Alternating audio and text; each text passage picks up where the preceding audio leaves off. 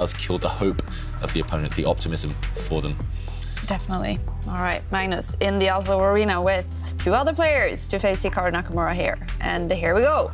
It's a queen's pawn opening from Hikaru Nakamura, pushing his queen's pawn forward. What do you think? Will he respond in kind, or will he just develop the knight? That's a good question, Jovanka. Lately, Magnus has been developing his knight and then playing the king's Indian defense, but okay, not this time.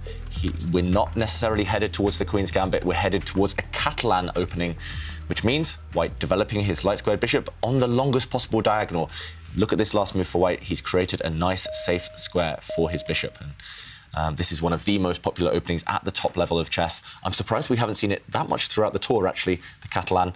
There have been some great chessable courses on it. It was also a favourite of former world champion Vladimir Kramnik, for example, and Magnus Carlsen. He's vastly experienced in these lines. Yes. But there are also lots of options for both sides on every single turn. So I think that's Nakamura's strategy. Just get a position, a very playable position, but give your opponent as many choices as possible. Also, you're very flexible yourself. And now, Magnus, key decision for him. Will he capture the white pawn that's up for grabs, or will he just develop? Will he just bring the black dark square bishop out? Yes. Yeah, I mean, that is the critical choice. I've seen Magnus do everything. Yeah. I've seen him develop the dark square bishop one square, give a check. That's my personal favourite. And capturing the pawn, that is critical stuff. And I think we'll see the check, Jovanka. You'll see the check. You think? I have a feeling. Yeah, I have a feeling as well. It's what he's been leaning to. Yes. There we go. Jovanka celebrates because Magnus plays her favourite move. Well, yeah, it's because also I play this particular variation, and so I feel like watching Magnus play enables me to get a free lesson. Okay, and now the knight blocks the check. So again, this is quite a low-risk variation from Hikaru there, but it's very interesting to see how Magnus will react. Yeah, so it's always nice to get a stamp of approval on your favourite openings from a world champion. Meanwhile, I think the reason Nakamura has chosen this opening is because he's hoping it brings back bad memories for the world champion. Magnus Carlsen has actually had this exact position against Daniel Dubov a few times, and they didn't necessarily end that well.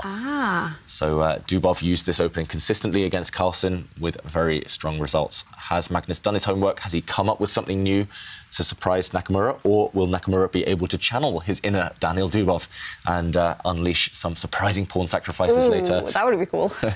Maybe put the world champion under some serious pressure in the middle game, going for these direct checkmating attacks. Right now, Black's king is super safe, but maybe Hikaru later has some plans in mind. Is that at all Hikaru's style, to sacrifice? Actually, Hikaru's really interesting just as a case study, because when he was young, he was all about direct attacks, checkmating, fire on the board, sacrifices, just spectacular chess. As he's got older, especially the last 5-6 years, because he plays so much, now he plays low-risk chess. Okay. Which means that even when, he plays blitz chess every day, even when he's in bad form, he can still survive. He can still grind out some results. So nowadays, his games, maybe they're less fan-friendly, but they're also very efficient and they're geared towards the result more than the artistry. So, OK, Black took a pawn. That pawn cannot be recaptured because White's knight in the middle is pinned towards its king. That's why Nakamura asks a question of Black's dark squared bishop. He wants to break the pin. He wants to kick it back or force it to trade itself off for a knight. And what do you think? Will Magnus try to hold on to his extra pawn and just capture the knight? That's what I would do. Yes, I think that would be the principled way to play. If Black's bishop retreats, then it won't necessarily end on a great square. It's as if you've just lost time with that bishop. Right. And also then you'll have the problem. I mean, you'll also have the problem of this light squared bishop. I mean, take a look. White's light squared bishop is on the longest diagonal possible. It just cuts the black position in two, and it becomes a real problem for Black to even develop his bishop. And this is why we call that bishop the light squared bishop that White has, the Catalan bishop. Yep, it's the dream piece. It's the key piece in this whole opening. White's light squared bishop. It looks like it's blocked by its knight right now, but later on, watch it get to work. Yeah, and its power. And if Magnus Carlsen can develop his bishop, okay, so we see a capture of the knight. If Magnus Carlsen manages to develop his light square bishop to a good square, then basically he's considered to have solved his opening problems. So this is going to be the issue. If Magnus's bishop just stays at home, blocked in behind pawns, he's not doing well. OK, so here you see there's a direct attempt to get that bishop out of its cage.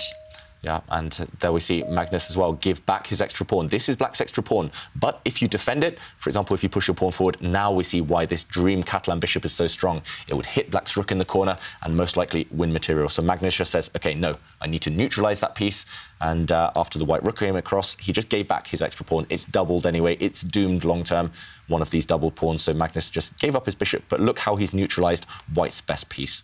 And after the white rook took this pawn, he's put his bishop on a nice, beautiful square in the centre. So it's a bit of a zigzag, this black bishop. It's done a bit of a journey here, a bit of a dance, but it's found itself on a really nice post. And sometimes you just need to take the time out to improve your worst pieces, especially long-term. That bishop would have been terrible. And now it's time for Magnus to develop the rest of his pieces, maybe bring his knight out, maybe play his favourite type of move, start pushing, start gaining some space.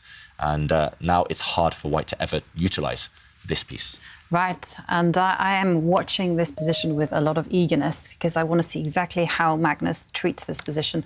OK, so first of all, he develops, he pushes a pawn, giving his king some space to hide just in case. And we have a very interesting scenario on the board. You know, white has the bishop pair, black has two knights. Well, black has a very strong bishop in the centre of the board. What's white's plan? Yeah, it's not that easy for white. For example, if you... OK, he does castle the king, and now black's knight coming out. But, for example, if you ever move your bishop, this bishop out of the way of a potential trade, then black will happily capture this white knight and ruin the white pawn structure. Also, this guy in the middle will drop off. But if you ever, likewise, move the white knight out the way, then black will be very, very happy to trade off the bishops, get rid of white's best piece, and eliminate white's bishop pair. One bishop alone won't do much damage, but the bishop pair together will. So, OK, with some potential threats against his central pawn, Hikaru Nakamura, he's playing the long game, a slow game. He just pushes his pawn forward. I think his plan is to just bring his queen to the side, bring his rooks to the centre, and then slowly, slowly build up. But here we go, Magnus Carlsen's favourite move. He pushes his pawn forward, gaining space. He's going to try and push it as far down the board as possible, ready for an endgame. Really instructive middle game strategy from the world champion. Yeah, his favourite thing. I mean, now that we've kind of pointed it out, we see it in every single game that Magnus plays. He just... I have to ask a question, Kaja. Maybe you might know. So we just saw there on the desk. Yeah. It's called Magnus. Yeah. Is this a special desk? That is... Yeah. Both the chairs and the desks are some special, like, gaming-inspired company making those. Customised, especially for the tour. Yeah. OK. And they have where the logo you saw, it said Magnus, is like it's like a cloth over the board, so it's very like soft and nice to lean your hands, and yeah, thought about everything. The future may be every chess player with their own cloth, their own tech, their own chairs, their own headsets. Yeah, this is esports. Definitely, yeah. This is chess getting into the esports business, definitely. Yes, and OK, Magnus looking super comfortable in his chair. He's also praised the organisers for the studio, for the Oslo Arena. Everything perfect conditions in there. We saw the air quality as well a moment ago, even better than it was earlier today. And yeah, I think he'll be very comfortable, not just with this studio, but also with his position right now. Despite the fact the evaluation bar slightly prefers white, I think Magnus has got all he can hope for from the opening. Just very, very solid, no weaknesses. And also his type of position where he can push forward with pawns, where he can just sit and slowly improve. Yeah. And one plan that kind of does occur to me in this particular position, and it's primarily because black has developed his knight there on the left to a square in front of its pawns. I'm thinking, well, you know, if the white knight could somehow manage to make a jump over to the c5 square, there's some pressure along this open line. OK, and... It's a long time to get there, though, Jovanka, and that would entail also a trade of light-squared bishops, which I think is white's worst nightmare in these positions. If the bishops come off, I think white is fighting for equality, struggling to balance the game. So, OK, Magnus, meanwhile, gaining space. I have a feeling we'll see Nakamura move the white rook, then he might move the white light-squared bishop out of the diagonal of the black bishop, and then move his knight, and then it's very, very slow, but it's a long-term plan here. Nakamura needs to be looking 5 or 6 moves into the future. And there's no threats, there's no checks, there's no captures, or no kind of profitable, productive captures. So, yeah, both sides would just slow down the pace. And there we go, he moves his rook towards the centre, just in case it's needed there. Actually, the more I look at it, the more I think, what's that rook doing now? But it looks nice. Yeah, I think it's actually getting out of the way. For the white bishop. For the white bishop to drop back. I mean, this is something I've seen before, and I've done before. You know, I've dropped the bishop all the way back to the starting square, and then okay, now Magnus is actually silently offering a draw potentially. He's just repeated the position with his bishop. This isn't the same position we saw earlier because white's rook is now on a slightly different square. Black's kicked it back where it came from, but not the whole way. And now, if Nakamura can't find anything better, if he just moves this rook back to where it came from, we'll see the position start to repeat itself. So Magnus, he says, OK, I don't have anything better here. My position is pretty much perfect. I'm very solid, but I don't know how to improve, so it's up to you. You have to be the one with the burden of changing up the game, trying a new idea. And, OK, will this strategy rebound on the world champion, giving white this extra move with his rook, or will it prove to be just a very good way of frustrating Nakamura? Yeah, time will tell. And whilst we're waiting for Hikaru to take a decision, you know, is he going to repeat moves or is he going to make some other move? We do have a quiz of the day where we're asking, what is your favourite thing to collect? And I have to share with you again some of these cool answers. Kalengo Simikoko says, I love collecting my life's day-to-day stories, been keeping and updating pocket diaries since when I was a boy in 2007. And there you can see he's included a photo. We like that. Wow, cool. And the chess blog says, I like to collect everything to do with chess. Me too, the chess blog. Chess books, boards, pieces, all sorts. I only have a small collection at the moment, though. And again, we can see their collection in play. David and I are avid collectors of books, boards, clocks. How many chess boards do you guys have? Boards, I don't actually have that many. Actually, for maybe 6-7 years, I didn't have a chessboard where I was living. Really? Which I shouldn't admit, but it was all online. I do everything on a computer. That's why I love online chess. Yeah. But yeah, thousands of chess books. Just too many. Wow, thousands? Yeah, I had to downsize. I have hundreds now, but I was on thousands as well. Yeah. Have you read all of them? I wish. I like looking at the covers and looking at the spines of the books. You know, it's one of the great things about books. You know, often just the act of buying them makes you feel a little bit smarter. Yeah. This is what I used to do with law books as well when I was studying. I just bought them, didn't read them. They're still lying around somewhere, right? Yeah. Yeah, actually, some of them I haven't managed. I have some two beautiful Russian legal hardbacks. And I've just held on to them because they cost so much in the first place. That's the thing. Never opened them, though. They might be valuable one day, Jovanka. True. You might be selling them. Well... But, OK, so what was the last chess book you guys bought? Do you remember? Ooh, it's been a while. Yeah, because now it's all online. During the pandemic, yeah. I bought some e-books, books online, essentially. But e-books compared to physical books, very, very different. Yeah. How about you, Jovanka? Well, luckily, I'm a judge on the English Chess Federation's Book of the Year panel, so I've just been reading a lot of chess books throughout the year. Cool. And so I just been... Why buy books when you can be gifted them to review them? Well, and I've been impressed by the quality, I must admit. And 2020 was an awesome year for the chess world. You know, it was so difficult, so many great books available. So when will the winner be revealed? Soon. OK, so you can't say, of course. No, I can't say anything. All right, we do have some moves. Yeah, a couple of moves there. So white did not repeat the position. That was the biggest development, the biggest news. Nakamura, as he needs to do, plays for a win with white. It's really refreshing to see him fighting. And after the white bishop moved, the black knight came into the centre, and now white's queen has just brought herself across. Just attacking the centre maybe from a different angle. No clear threats for white, but black's knight in the middle of the board, black's bishop might start to feel that tension soon. Magnus needs to continue upping the pressure maybe because long-term the white bishops will become a factor. And, OK, he pushes a pawn, so completely solidifies his grip on the light squares. Black has complete control over the central light squares, but always pawn pushers. They come with pros and cons, and black has permanently weakened dark squares in his half. So can Nakamura profit from those potential weaknesses later in the game? That is going to be the big question. If not, then Magnus will be happy to continue maybe pushing pawns on this right side of the board and start trying to maybe either grip down and go for a strategic approach on the light squares, or even go for the white king, creating a pawn storm, throwing all the pawns forward towards the white king. That is very tempting, and often something that you do when you have full control over the position in this kind of structure like this. Again, it's not very easy for Hikaru to come up with an active plan.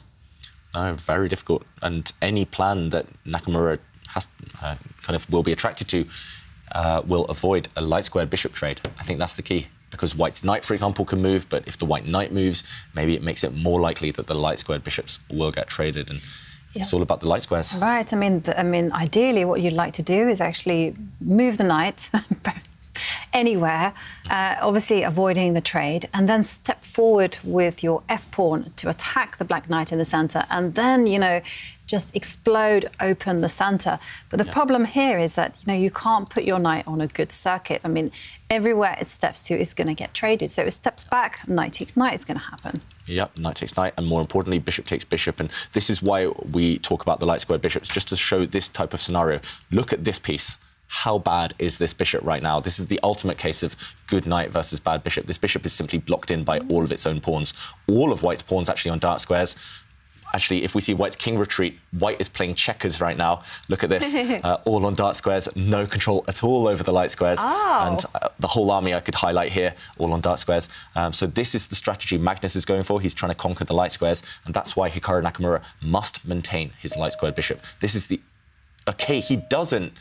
Wow. OK, he offers a trade of knights, and the move we were just showing as an instructive example of what to avoid, it has happened. This position...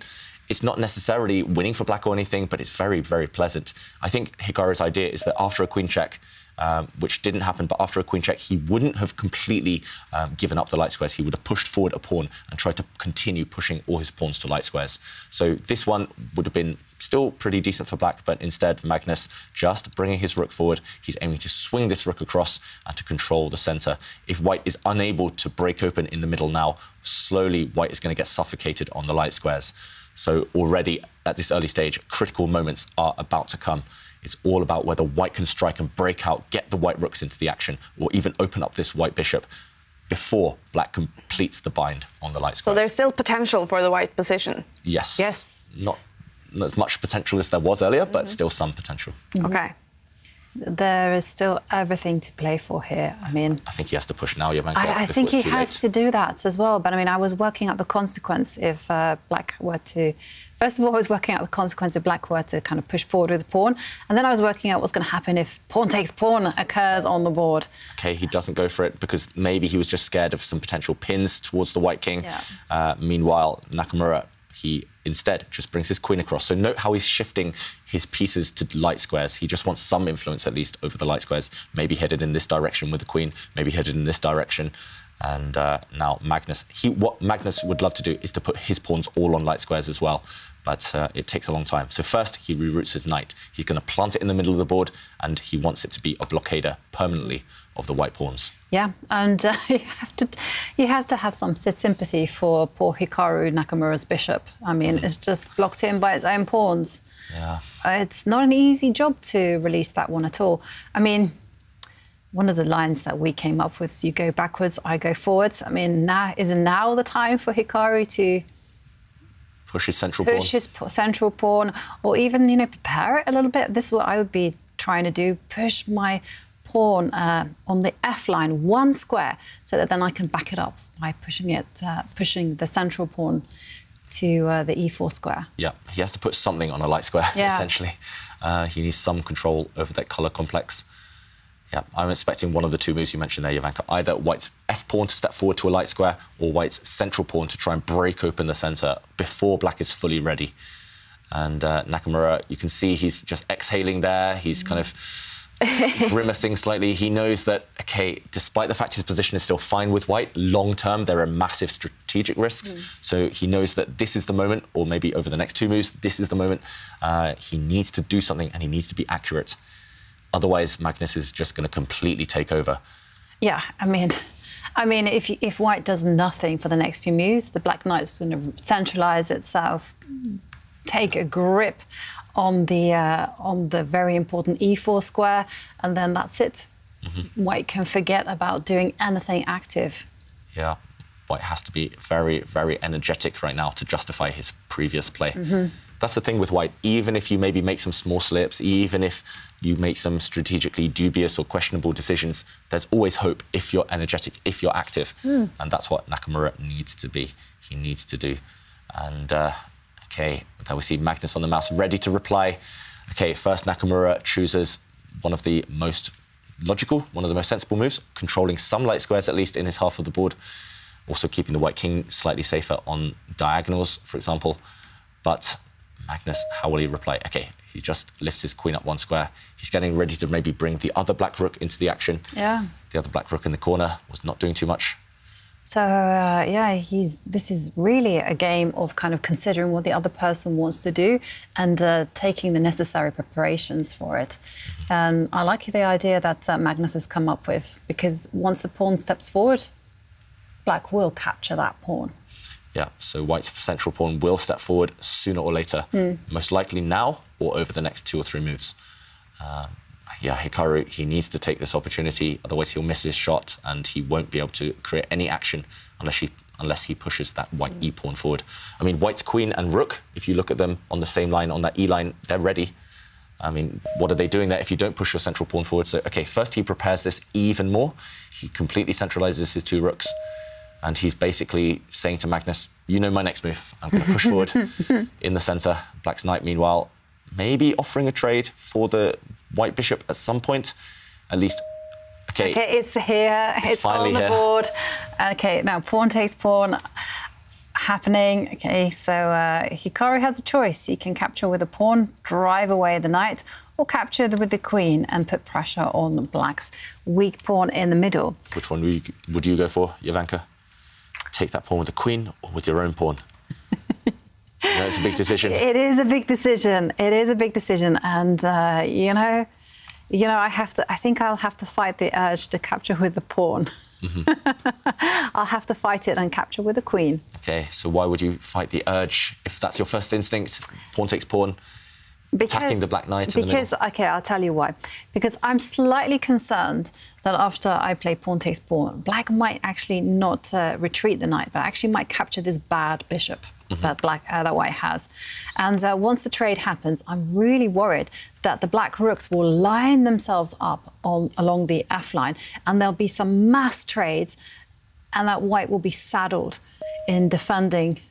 OK, we might even see it. We might see it, and we'll be saddled to defend. OK, it's on the board.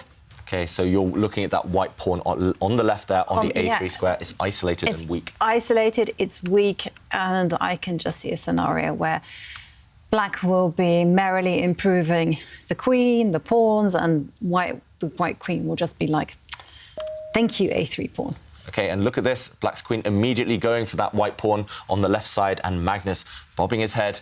He's loving the tunes, loving whatever's going on in his headset, but also loving the turn in the position for him. So we were saying how bad White's bishop was earlier, previously, but sometimes you need to be flexible. You need to be able to adapt your plans on the fly.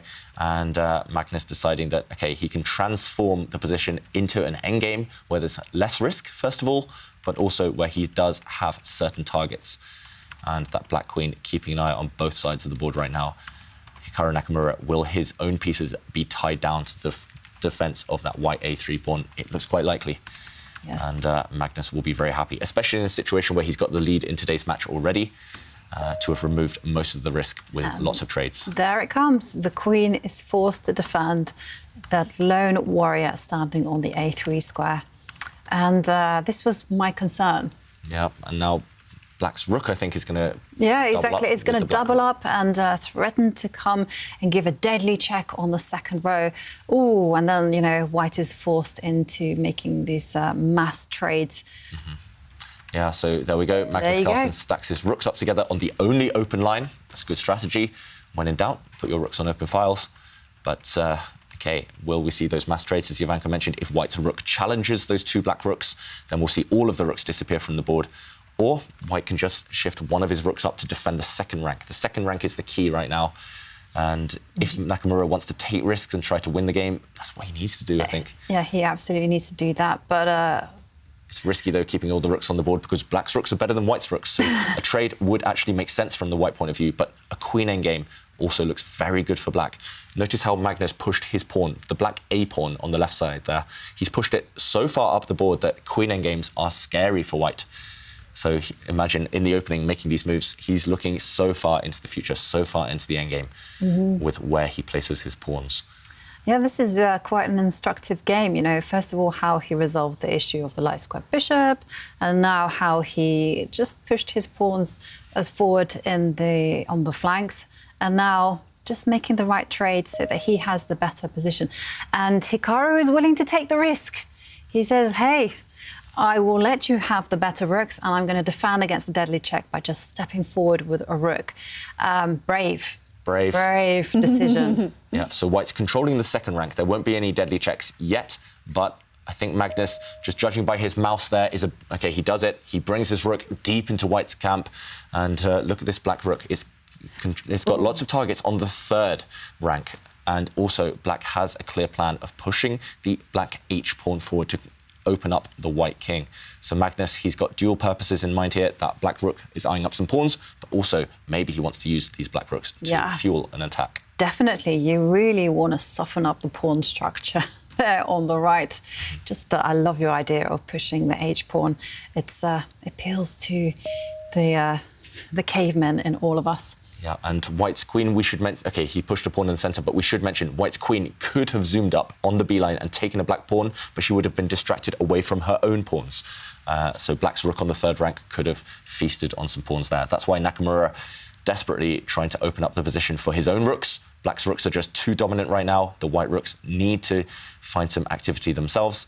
So Nakamura trying to wrench open some lines, but Magnus doesn't need to trade pawns in the centre now. He could just block things up if he wants to stay safe. And that looks very attractive to me, at least. It looks attractive to me as well. You know, I agree. I mean, why just improve the power of the white rooks in the middle of the board? Close the position down. Yeah, and actually Magnus was about to make that move. I saw it there on his screen. We saw it as well in his mouse movements. He was about to block the centre, not go for any pawn trades, but then he clicked off that pawn. So maybe a bit of indecision, just weighing up his options. Also, look at the clock times. Yeah, Nakamura, it's rare to see him this far behind on the clock. It's rare to see Magnus play so quickly. This is definitely part of Magnus's strategy, but also I think he's in Nakamura's head.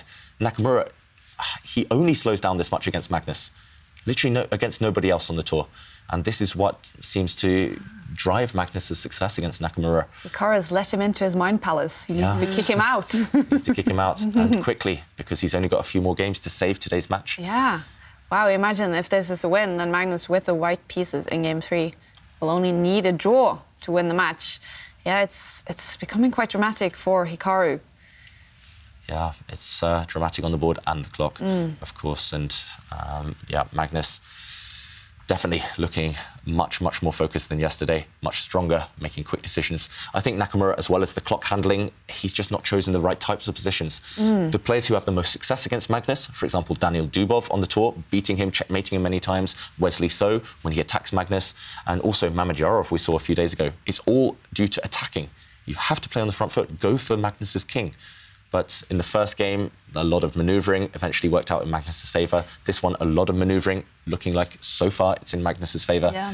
Nakamura, if he just finds a bit of courage, finds a bit more directness early in the game, I think that would bring him a lot more success against the world champion specifically. Yeah. Okay, so he has pushed forward with a pawn. This was the move that we were advocating. And, yeah, I mean, this position looks just great for black. Yeah. I'm struggling to see how white's going to save this one, to be honest, because if white ever uses his queen and goes to take some of the black pawns, his own pawns will drop. If he ever swaps the queens off, I think any endgame is going to be great for black with the rooks on the third rank. Jovanka, you look Excited? I'm really excited because I just wanted to point out one thing that just suddenly occurred to me. Hey, take a look at the black queen on the d6 square. It's on the 6th row. This is the Goldilocks row, which basically means, you know, it's perfect. It can flip between the left side and the right side with great ease. And you can just see how multi-dimensional she is. She's attacking that weak pawn on the left, but at the same time, once black softens up the kingside pawns on the right, that queen is just going to move itself there and white will be helpless. Yeah, so you mentioned Jovanka, firstly, eyeing up this pawn, tying down the white queen to this pawn's defence. It can also, right now, if it wants to, bring itself across, just putting some pressure here on this diagonal, but also later on, if needed, it can bring itself to the other side and hit the white king. So extremely flexible queen there, really agile, multi-dimensional. And actually, I think Magnus has a very, very strong move right now if he just brings his queen across. Look how the white pieces, by the way, are tied down. These 3 pieces, they're only defending 1 rank. So the queen and the white rooks are only defending this square. But suddenly, if you bring your queen across, now, if white's careless, if white, for example, takes this pawn, then the black rook can just bring itself further into the white camp, and suddenly direct checkmating attack is on the cards. I think the white king is doomed. Magnus doesn't rush with this plan. There is no need to rush after all. He just pushes his pawn, but still, this is on the cards. At some point, he will bring his queen across and he will start going for the white king. Yeah. Black just has full control here, and another plan, as we mentioned, just to push this pawn forward. Push the H pawn, move it 2 squares and start saying to white, these pawns on the right, very juicy. Okay, so Nakamura, he's in big trouble unless he trades off the powerful black rooks, but he's done this anyway, and this is what he had to do. Now Magnus giving a check, and white has a very difficult queen endgame in store. The evaluation bar thinks it's roughly level, which surprises me, but black for sure is on the front foot. Black's queen about to jump into the position, hitting some pawns. Maybe it's going to jump in this way to try and go after this pawn, this lone isolated pawn. And okay, Hikaru, bring his king to the side. I'm surprised by this one. Black's queen now, really, really active. White's only hope is a king and pawn endgame. If the queens disappear, it's going to be a draw. So Hikaru defending well so far, and is there more than just a draw for the world champion? Let's go back to the players in the current position. Black's queen is trying to deliver some checks, but is there anything else? Is there any way to break through for the world champion? I'm surprised he allowed the rooks off the board. Do you expect Magnus, though, to keep fighting for a win? Yes. There's no risk at all. He can take a draw anytime he wants, Magnus. He's in control by just giving some checks. So Hikaru definitely on the back foot still. And digging some music, Magnus Carlsen in the Oslo arena. We also see Jan-Christoph Duda behind him fighting against Maxime Vachier-Lagrave. A draw in the first game, the bar maybe slightly over to Maxime's side. And Giri also playing in the Oslo arena, winning game 1 against Wesley So. The bar roughly to the middle in that game. But Timur Rajabov, the bar all the way over to his side in his second game against Levon Aronian. And then also Artemyev and Mamedyarov. Maybe a slight advantage for Mamedyarov. And in this one, definitely advantage the world champion. Yes, and there we go. Nakamura playing a good move, actually. I quite like this one for white. Just pushing his pawn forward, blocking any potential further advance of the black pawns on that side, but also giving the white king more squares to run to if necessary. Yeah, but this does encourage the black king to snake its way into the position, you know? Sneaky snake there, that black king. I'm just thinking that it can zigzag all the way to almost opposite the white king. Yeah. And then that will be quite unfortunate. Okay, so this is why Hikaru, sensing that plan could be a little bit dangerous, steps forward with his queen, but suddenly the queen is no longer the perfect defender. I mean, one pawn is up for grabs. Yeah, so black can take white's e-pawn right now, white's central pawn with his queen. Magnus can give a check first if he wants as well, but I guess Nakamura has his own kind of mind set on some targets. Some of the black pawns will also drop off. So there we go, Magnus. We see him making his decisions, his thought process there. He was about to take a white pawn with the black queen. He can also just give a check with the black queen. Maybe he's just debating between those two moves. Either way, his mouse, his cursor is hovered over black's queen. So he's going to move that piece. All right. This is the closest we can get inside his mind, I guess. Yeah, we can try and explain all his decisions, but either way, here we see them up close, which is nice. And he does give a check first, and he pre-moved there. He actually pre-moved taking the white pawn, no matter where the black king went, the white king went, sorry. He took that pawn off, And now white has to take some pawns. And there we go, Magnus ready to make his next move as well. Another quick check. And just wanted to point out one thing with this check. Just note how he keeps the queen on the same diagonal as his king. So his black king will be safe, and does just to avoid any potential perpetual checks. And now black does have a passed pawn as well in the middle of the board. Black's e-pawn has no rival. It has no blockaders. It will start to run down the board very shortly. First, as you should often do in queen endgames, give a diagonal check, force your opponent's king back into the cage, back where you want it, back where you can check it later. And no matter where the white king goes, I think we'll see black's central pawn step forward. So Magnus, despite the fact the evaluation bar says that white can save the game now, he's trying to win. He's trying to probe here and there. We've got to give kudos as well to Nakamura for defending so well this far. It looked terrible for him earlier. It looked really, really bad. But Nakamura showing some resourcefulness. And now, where to put the white king? I definitely don't think you want to block this check by pushing a white pawn forward. That only weakens the shelter around white's king, so you don't want to block yet. You want to keep your pawns as guardians for the king, so you have to step back. But which direction? Okay. Maybe on the light squares, yeah. I just feel it needs to be closer towards the centre, and there we go. There's one pawn marching forward. Yeah, a passed pawn. That's the key in queen endgames as well. White's pawns look good, but they're not passed yet because they can't break past black's pawns.